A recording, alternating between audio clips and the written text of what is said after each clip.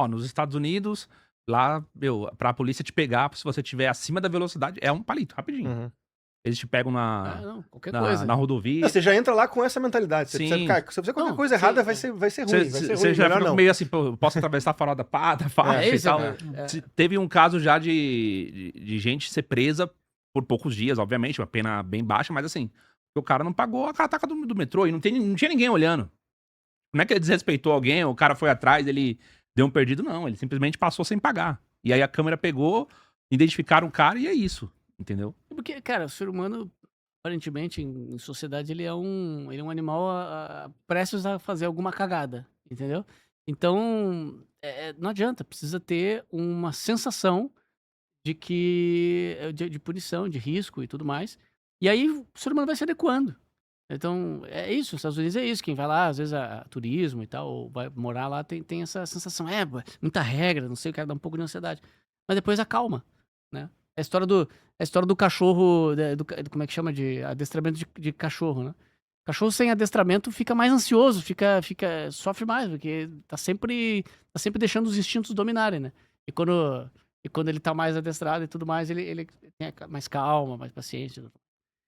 Então, eu tive um cachorro, tive dificuldade de adestrar. E meu adestrador me ensinou essas coisas. Usou de referência. Usou de referência. E era verdade mesmo. Quando dava trabalho pro dono. Dava mais trabalho pro dono. Porque tu tem que estar toda hora não corrigindo e tal. Mas a verdade é que quando ele vai introjetando a educação, ele vai...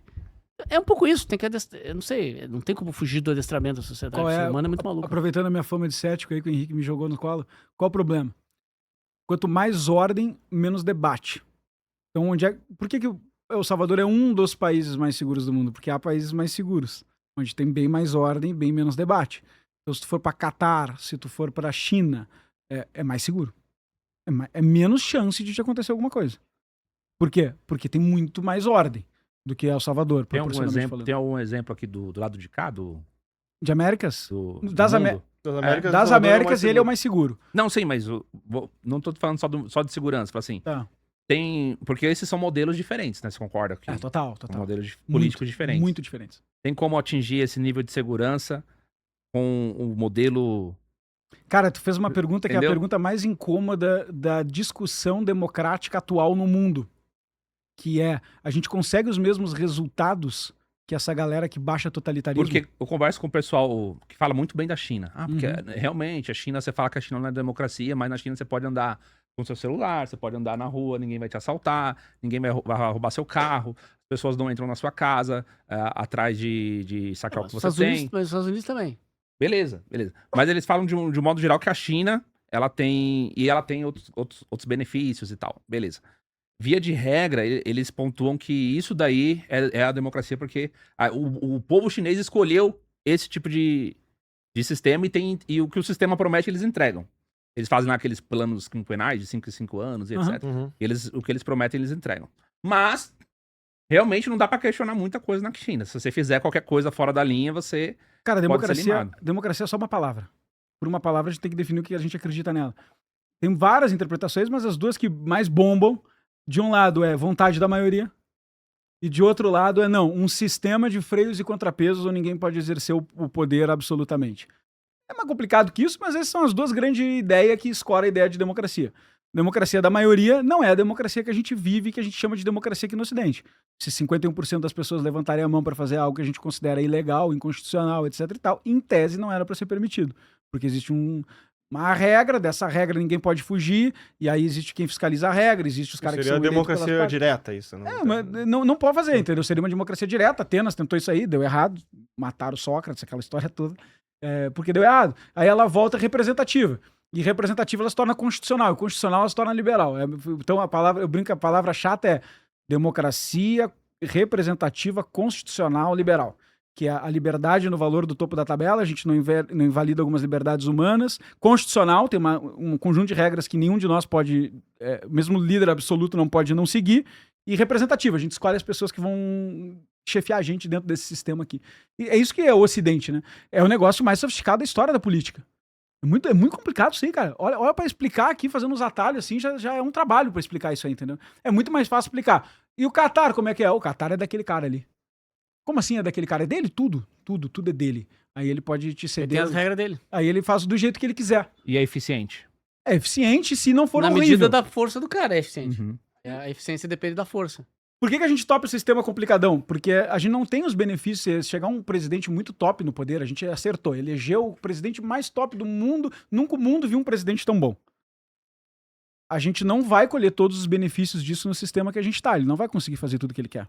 Assim como se elegeu o pior de todos, não vai colher todos os malefícios. Mas por não que vai a gente paga esse preço? Porque concorda comigo que é raro a gente eleger um cara tão maravilhoso assim? Então, se é tão raro, a gente prefere um sistema que se a gente escolher o pior, ele também não consegue fazer tudo da noite pro dia, sabe? Então a gente fica nesse joguinho, né? Essa coisa de... Eu sei que tá nessa moda de pagar pau pra regime autoritário, falando aí na linguagem popular, mas na real, cara, a gente tem mais exemplos negativos do que positivos. É verdade que tem uma China, é verdade que tem uma Singapura, é verdade que El Salvador às vezes flerta com um certo totalitarismo.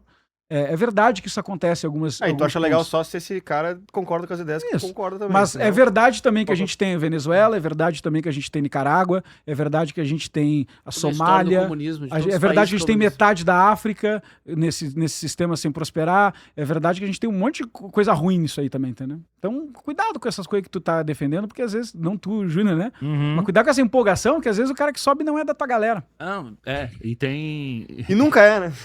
Ou é da tua galera, mas daqui a pouco... Ou é da tua galera, mas daqui a pouco, como sempre acontece, ele decide que agora tu não... Tu tá atraindo a galera, tu não, é mais tão da galera. E tem muito entendeu? exemplo na história sobre isso, né, cara? Porra, só o que acontece. É Exatamente. muito mais acontece. fácil isso acontecer. O jeito mais fácil de solucionar o problema do Brasil é me dar todo o poder, cara. Depois depois a Não, e o gente negócio do tamanho, resolve. assim, Confia. confia. é uma saída aparentemente fácil. Não, lá, o país, 6 milhões de pessoas e tal. Mas, cara, pensa em coordenar um tipo de coisa do tamanho do Brasil, que cada estado, cada cidade tem sua própria... Então, História mas sobre esse é o oligarquia. problema. Essa questão, essa discussão a respeito de, putz, será que o modelo de El Salvador dá pra gente fazer aqui? Vamos fazer igual ele? Vamos fazer igual ao tal país? Vamos pensar num outro modelo? Isso só acontece porque o estágio que a gente vive hoje é da gente desconfiar completamente do modelo político. Total. As pessoas, total. elas não se sentem representadas, as pessoas veem que é ineficiente, as pessoas veem que tanto faz quem ganhar a próxima eleição, quem foi eleito, porque são todos iguais. Então as pessoas já vê que a mudança não proporcionou aquilo. Então as pessoas ficam céticas enquanto a política, entendeu? E as pessoas começam a questionar não os políticos, mas o modelo. Ah. Que é mais ou menos o que acontece em outros países também, não só no Brasil. Essa é uma brecha de crise. Tem uma frase de um esquerdo. Eu recomendo muito que a galera assista o filme do El Salvador. Tá de graça no YouTube. É só ir lá e ver, não precisa pagar nada. Porque ele traz esse debate que é o que ele conseguiu 90% de popularidade. E nas democracias todas contemporâneas, a gente não tem nem de perto essa popularidade. A gente tem o fenômeno da tal da polarização. Então, fica revezando o governo cada vez mais rápido, o ciclo cada vez mais curto, elege a esquerda, elege a direita, elege a esquerda, elege a direita, elege mais a direita, mais a esquerda, mais a direita, mais a esquerda. E sempre 50% a 60% de aprovação, no máximo, nos melhores cenários. E aí tu vai olhar para outras instituições, também tem desaprovação. Então, judiciário, desaprovação. Mídia, desaprovação. Fala, não, porque a galera tá nas redes sociais. E faz pesquisa de confiança nas redes sociais, é baixa também. Então tem uma desconfiança institucional, né? Porque a gente tá num momento de ruptura. Aí eu volto porque eu ia brincar, que tem uma frase do esquerdista, que é muito inteligente, mas é boa, que é o Antônio Gramsci. Ele fala o seguinte, crise é quando o sistema anterior já morreu e o novo ainda não nasceu. A gente tá nesse modelo meio, cara, não sei, a internet mudou muito, globalizou a informação, globalizou muita coisa, tá acontecendo ainda, né, AI e tal, e mudou um pouco o que a gente espera de política, mudou um pouco a velocidade que a gente espera das instituições, dividiu muita opinião e não nasceu nada que acomoda essas coisas. Inclusive ainda. o próprio crime, a dinâmica, eu tava comentando com ele aqui antes, uma curiosidade, a gente tá repaginando esse documentário do Entre Lobos, que a gente vai lançar a versão 2026 agora, trouxe outros conteúdos novos e tal, tá super legal. E daí eu vi que o número de homicídios no Brasil nos últimos anos caiu pra caramba. Comparado a 2017, caiu quase pela metade. E aí eu pensei, mas será que é só homicídio por algum fator específico? Eu fui ver dados de roubo, alguns outros tipos de crime que tinha muito e tal. E aparentemente caiu muito também. Não na mesma proporção, mas caiu muito. Aí você vai ver, mas por quê? Tem alguma política diferente, alguma coisa que aconteceu e tal. Aí, assim, os fatores mais preponderantes, não dá pra cravar que é isso, né? Essa é uma tese de muita discussão, mas uma das coisas, crimes cibernéticos. Crime financeiro, né? Crime financeiro aumentou em, sei lá, não sei quantos 1000% a cada ano, quadriplica. Então são crimes que geram muito menos latrocínio, violência, coisa do tipo. Então mais muito dinheiro, dinheiro né? tá sendo pra isso.